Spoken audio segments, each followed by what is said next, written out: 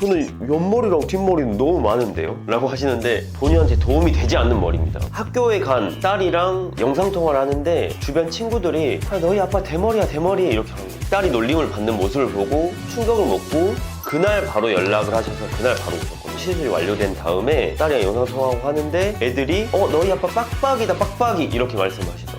대머리, 빡빡이 차이가 사실 굉장히 크거든요. 그래서 빛나는 대머리가 아니고 빡빡이인 삶이 너무 좋죠. 안녕하세요. 두피 문신은 테드 형입니다. 저희에게 오셔서 두피 문신을 하시는 고객님들 중에 병원에서 추천받아서 오시는 분들이 꽤 많으시거든요. 그래서 제가 어디 병원에서 추천받고 오셨어요? 라고 물어보면 저희랑 아무런 관계가 없는 병원인데 그쪽에서 추천해서 오셨다고 하시더라고요. 그만큼 실력이 좋다는 거겠죠? 저희가? 이게 중요한 게 아니고 두피 문신을 하러 오셨는데 두피 문신보다는 모발 이식이 더 적합한 케이스인 것 같다. 그러면 저희도 모발 이식을 하는 병원을 소개해 드리거든요. 그래서 어떤 분들이 두피 문신에 해당이 되고 어떤 분들이 두피 문신을 하게 되면 가장 큰 효과를 보게 될 수 있는지 말씀드려 보도록 하겠습니다. 두피 문신이 필요한 첫 번째 케이스는 모발 이식을 하고 난 후입니다. 모발 이식이 어떻게 하는 수술인지 좀 간단하게라도 알고 계시면 좋은데 총량이 사실 변하지 않는 수술이라고 보시면 될 것 같아요. 이게 무슨 말이냐면 5,000개의 모발을 가지고 있는데 5,000개를 가지고 앞에도 놓고 뒤에도 놓고 옆에도 놓고 이런 식으로 하는 수술인데 뒤쪽에서 모발을 뺐어. 그러면 뒤쪽은 당연히 모발이 없어지겠죠. 뒤쪽에 모발을 뺐다가 앞쪽을 심었기 때문에 앞쪽은 생겼지만 뒤쪽은 없습니다. 그러면 없는 부분에 두피 문신 시술을 해서 밀도를 맞춰야 되고 또 앞쪽을 시술은 했지만 밀도가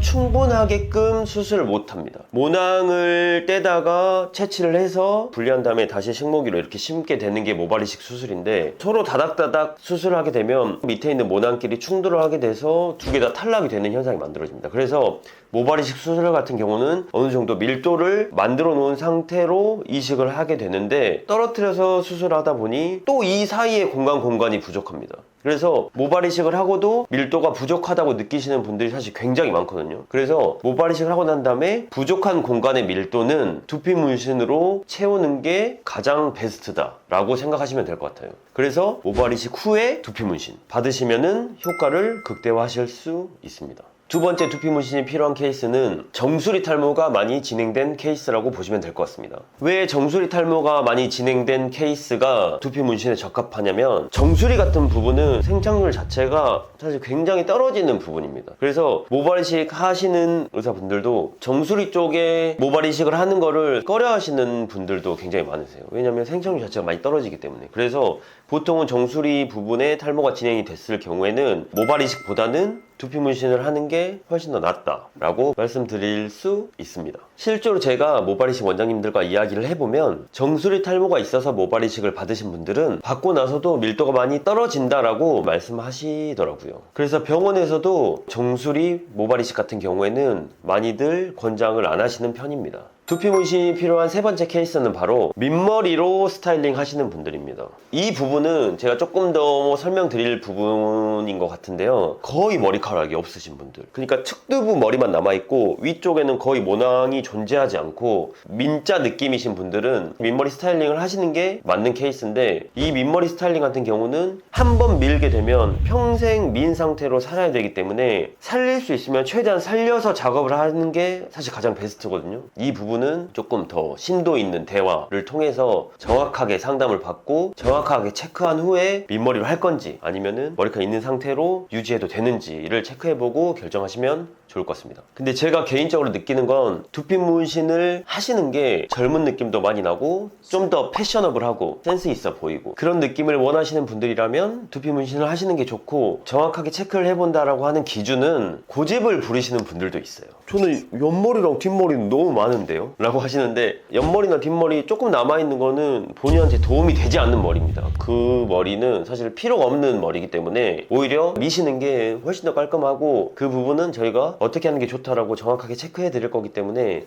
오셔서 체크 한번 받아보시면 가장 좋을 것 같습니다. 실제 손님 사례 중에 한 분인데 어린 아이를 데리고 계시는 아버님이신데 학교에 간 딸이랑 영상통화를 하는데 주변 친구들이 너희 아빠 대머리야 대머리 이렇게 하는 거예요. 딸이 놀림을 받는 모습을 보고 충격을 먹고 그날 바로 연락을 하셔서 그날 바로 오셨거든요. 오셔가지고 회차 작업하고 시술이 완료된 다음에 딸이랑 영상통화하고 하는데 애들이 너희 아빠 빡빡이다 빡빡이 이렇게 말씀하시더라고요. 이게 대머리, 빡빡이 차이가 사실 굉장히 크거든요. 그래서 빛나는 대머리가 아니고 빡빡이인 삶이 너무 좋대요. 반삭이 사실 빡빡이 느낌이라고 보시면 될 것 같아요. 그래서 이렇게 머리가 많이 벗겨지신 분들도 두피 문신을 많이들 하고 계십니다. 왜냐면 이분들은 모발 이식을 할 수가 없거든요.